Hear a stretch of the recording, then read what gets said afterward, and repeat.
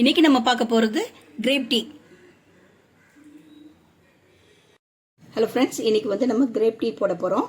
அதுக்கு தேவையானது seedless black grapes எடுத்திருக்கேன். நம்ம க்ரீன் கிரேப்ஸ் போடக்கூடாது, பிளாக் கிரேப்ஸ் போட்டால் தான் அதோடைய கலர்ஸ் நமக்கு வரும். இப்போ பாருங்கள், நான் அடுப்பத்தை வச்சு ஒரு பாத்திரத்தில் தண்ணி வச்சுருக்கேன். தண்ணி கொதிச்சுட்டு இருக்கு. இதில் நம்ம பிளாக் கிரேப்ஸ் போட்டுக்கலாம். சீட்லெஸ்ங்க. நீங்கள் சீடோடு இருக்கிற மாதிரியும் பிளாக் போட்டுக்கலாம், ஆனால் க்ரீன் கிரேப்ஸ் போடாதீங்க, அந்த கலர்ஸ் வராது. இப்போ நம்ம போட்டாச்சு. இப்போ இது பாயில் ஆகணும். பாயில் ஆகட்டும் ஃப்ரெண்ட்ஸ், பார்க்கலாம்.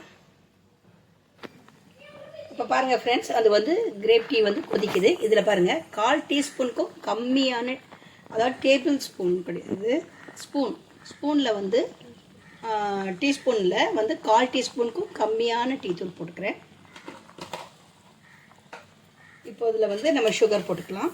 உங்களுக்கு எவ்வளோ சுகர் வேணுமோ, இனிப்பு வேணுமோ அதுக்கேற்ற மாதிரி போட்டுக்கோங்க. நான் ஒரு 3 ஸ்பூன் போட்டிருக்கேன். இப்போ இது நல்லா கொதித்து வரணும். கொதித்து வந்த உடனே நம்ம மேஷ் பண்ணிக்கலாம். இது பாருங்கள், இது மேஷர் வச்சு அப்படியே நல்லா நசுக்கி விடுங்க. மேஷ் ஆகட்டும்.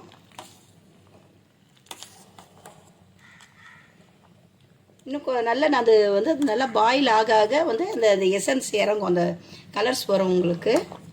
அப்படியே நீங்கள் ப்ரெஸ் பண்ணி விடுங்க. இந்த பழம்லாம் நசுங்கி நல்லா வேகட்டும். இது வெந்து முடித்த உடனே நம்ம ஃபில்டர் பண்ணிக்கலாம் ஃப்ரெண்ட்ஸ். அப்படி நசுக்கி விடுங்க.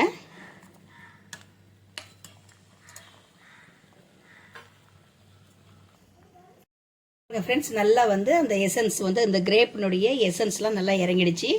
அந்த டீ தூள் 1/4 டீஸ்பூனுக்கும் நம்ம கம்மியாக தான் போடணும். நிறைய போட்டிங்கன்னா நம்ம டீ தூளுடைய ஸ்மெல் தான் இருக்கும், இந்த கிரேப்பினுடைய ஸ்மெல் இருக்காது. இப்போ நல்லா கொதிச்சாச்சு. நம்ம இறக்கி ஃபில்டர் பண்ணிக்கலாம். இப்போ நம்ம சர்வ் பண்ணிக்கலாங்க. இது நல்லா ரெஃப்ரெஷ்மெண்ட்டாக இருக்கும் உங்களுக்கு. இப்போ உங்கள் வீட்டில் விசிட்டர்ஸு, விருந்தாளிங்க அப்படி வர நேரங்களில் நீங்கள் இது மாதிரி டீ போட்டு கொடுங்க. நம்ம ஒரே நேரமாக பால் டீ நம்ம சாப்பிட்றத விட இந்த மாதிரி நீங்கள் பண்ணி கொடுத்தீங்கன்னா நல்லாயிருக்கும். நம்ம எனி டைம் பால் போட்டு டீ காஃபி சாப்பிடுவோம். இப்போ நம்ம ஃப்ரூட்ஸில் இந்த மாதிரி சாப்பிடும்போது நல்ல ரெஃப்ரெஷ்மெண்ட்டாக இருக்கும். அது இல்லாமல் நல்லா ஒரு புதுவிதமாக இருக்கும்.